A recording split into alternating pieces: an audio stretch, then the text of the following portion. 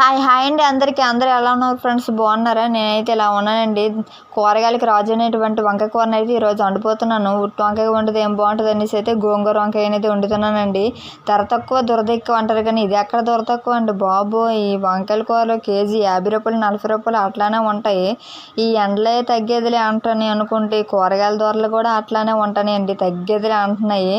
అసలు మనం middle class family మరీ ఇలా తగ్గేదిలే అని అంటూ ఉంటే మనం ఎలా కొంటాం చెప్పండి?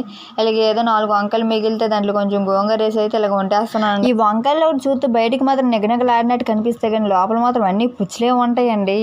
వేట అసలు నమ్మలేకపోతున్నాము. మనుషుల్లాగేనండి, మనుషులు బయటకు నిగనిగలాడినట్టు కనిపిస్తారు కానీ లోపల ఎన్ని కుళ్ళు కుతంత్రాలు ఉంటాయి తెలియదు కదా. అలాగనే ఉన్నాయండి ఇడ్లీకి కూరగాయలు కూడా అలాగే తయారైనట్టున్నాయి. సరే అండి, ఇదిగో మీరు ట్రై చేయాలనుకుంటే వీడియోలో చూపించినట్టయితే ట్రై చేయండి, చాలా బాగుంటుంది కూర అనేది. ప్లీజ్ అండి, మీకు ఈ వీడియో నచ్చితే లైక్ చేయండి, షేర్ చేయండి, సబ్స్క్రైబ్ చేసుకోండి ఫ్రెండ్స్. బాయ్.